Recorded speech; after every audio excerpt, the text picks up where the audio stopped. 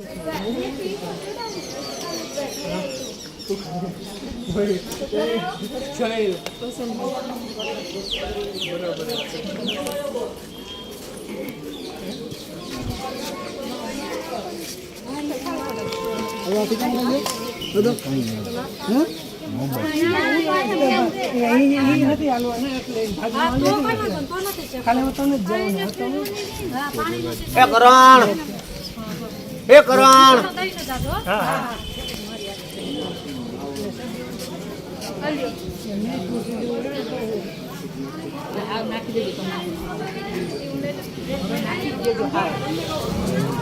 उपरकोट અને અહીંયા ચાલુ થઈ છે આ ટિકિટ લેવાનો કાર્યક્રમ.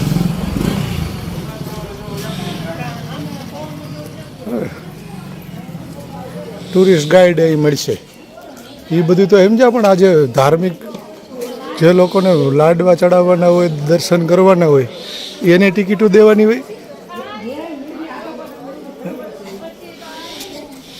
આ આખા ગામમાં જે ધર્મના નામે ઠેકડા મારો છો, તો અહીંયા દાદાના દર્શન કરવાવાળા પણ પૈસા લેવામાં આવે છે, ત્યાં ઠેકડા મારો નહીં.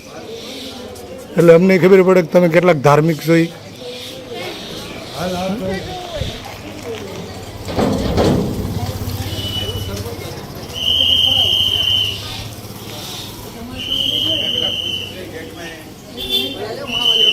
કોણે તને કે પાછા દીધી દેવાનું છૂટે?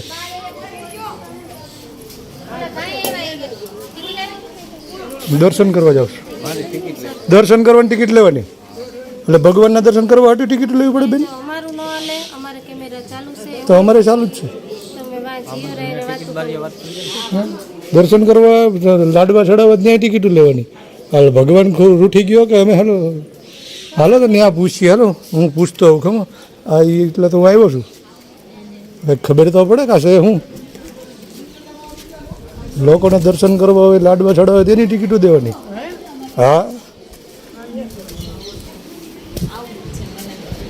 દર્શન કરવા માટે ટિકિટ લેવી પડશે. ગેટની અંદર જાવ સર એની ટિકિટ થશે. એટલે પણ શું કામ તો અમે ઓલો ભગવાન બેડા છે ને શું કરીશું? ગુજરાત ટુરિઝમ દ્વારા નિયમ છે. હવે ભલે ને નિયમ રહ્યો, એટલે એવો કોઈ પરિપત્ર જાહેર કર્યો છે ને કે ઓલા મંદિરે જવું હોય, દર્શન કરવા હોય, લાડવા ચડાવવા હોય તો એની ટિકિટ લેવાની? એમ એવું નથી સર, અંદર તમે જાઓ ને એની ટિકિટ. અરે પણ તો અમારે દાદાને દર્શન કરવા જવું એનું શું ટિકિટ લેવી પડે સર? તો પણ મને પરિપત્ર આપો કે દર્શન કરવા જવું હોય તો ટિકિટ લેવી પડશે. તો પણ તો તમે એક એવી વ્યવસ્થા રાખો ને કે ભાઈ જેને દર્શન કરવા હોય એની દાદાના દર્શન કરી અને એની આગળથી તમે સિક્યુરિટી ઊભા રાખો કે ભાઈ જેની ટિકિટ હોય એને જ અંદર જવા દો. પણ અમારે ખાલી ખીમડિયા દાદા સુધી જ જવાનું હોય ભાઈ. હા હા એટલે ગવર્મેન્ટને ધર્મ માટે નિયમો ચાલુ કર્યા છે હવે. હા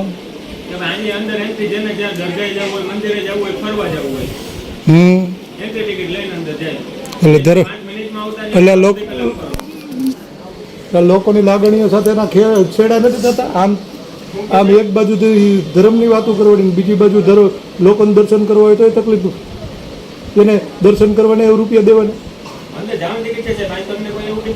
હા હું ગયો અંદર ત્યાં મેં કીધું કે મારે ખાલી ખીમડિયા દાદાને દર્શન કરવાના, લાડવા ચડાવવાના, તો કે ટિકિટ લેવી પડશે.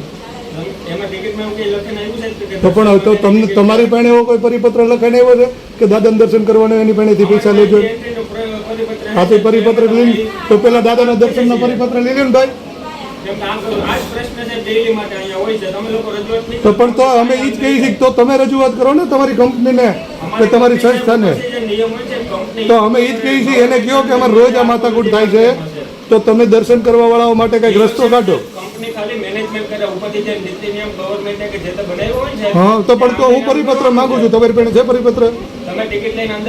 આપ સાહેબ પાસે પરિપત્ર છે? હું ખાલી પરિપત્ર માંગુ છું મારા વાલા.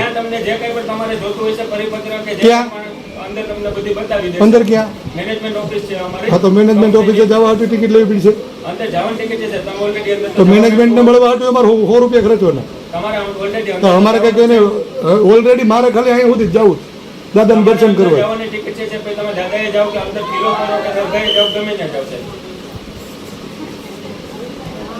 લાવો તમારા મેનેજમેન્ટનો નંબર દો.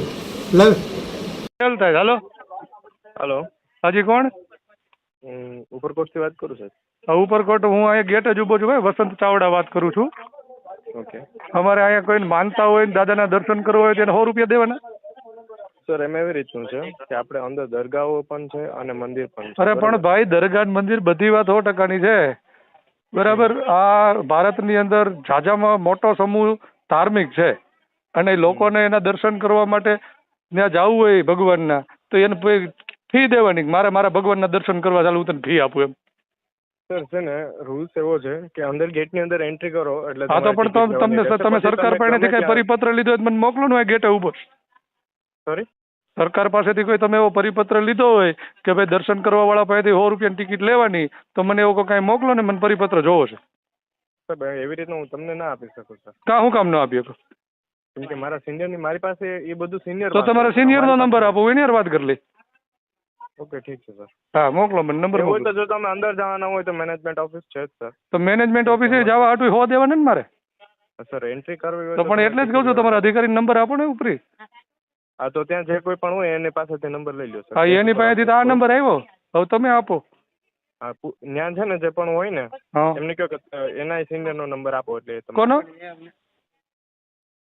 કોનું કહું? એને એમ કહો કે તમારા સિનિયરનો નંબર આપો એટલે આપશો સર. તો તમે કોણ છો? એના સિનિયર નથી? નહીં સર હું અમારે આ કસ્ટમર કેર છે સર એટલે. સરસ ચાલો.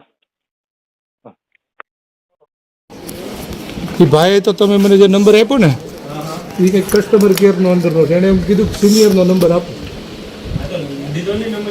એણે તમારી પાસે લેવાનું કીધું. Thank you.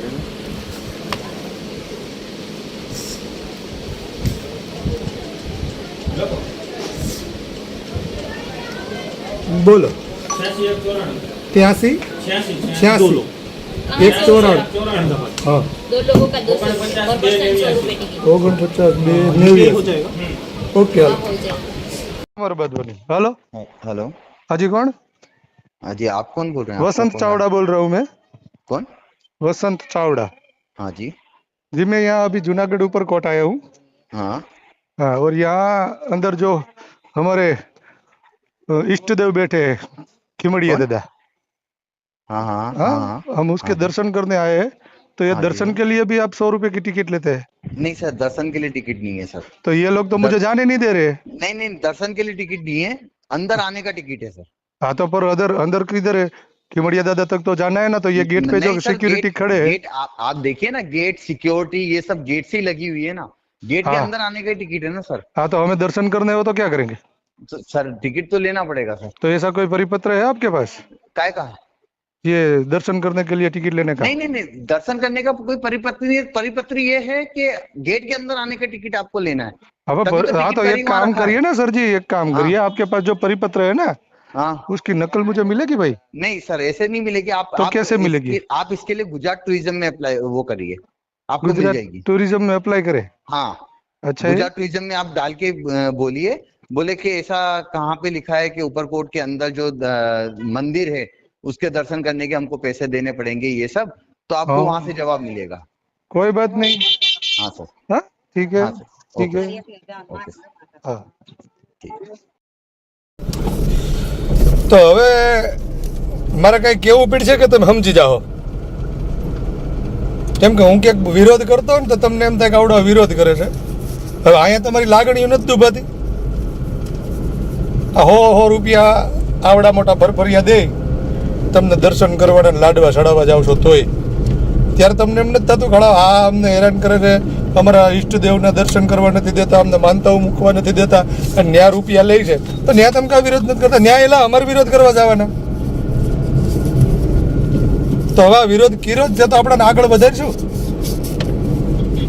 100 રૂપિયા લે છે ભલે એ લોકોએ ત્યાં જે કાંઈ ખર્ચા બરચા કર્યા હોય ને સરકારે જે કાંઈ કંપનીને કોન્ટ્રાક્ટરો આપ્યા હોય જે કર્યું હોય, પણ જ્યારે તમારી ધાર્મિકતાની વાત આવે છે બરાબર ત્યારે તો તમે આમ બીજા કોકની માથે થાંડિયો થઈ જાઓ, 4 પગે ચડી જાઓ. અહીંયા હું મોત આવે કે કોઈને ખીમડિયા ડેડે સપનામાં આવીને કીધું હતું કે કંપની વાળાને કોઈને કંઈ કહેતા નહીં, એવું કંઈ છે નહીં ને? તો તમ તારે આપણે કંઈ આગળ વધવું નથી. પણ જેને આ બાબતમાં રસ હોય કે ભાઈ અમારી આસ્થાનું કેન્દ્ર છે, અમારા ઈષ્ટદેવ થાય છે, ગમે એને માનીએ છીએ, અને ત્યાં જો અમારે પૈસા દેવા પડતા હોય તો એ વસ્તુ યોગ્ય નથી.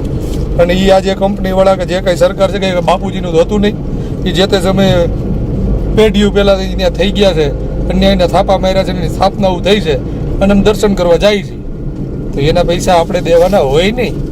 પણ તમારે ફાટતી હોય તો દીધા રાખજો, અને લડવું હોય તો કહેજો, આગળ વધશું હો.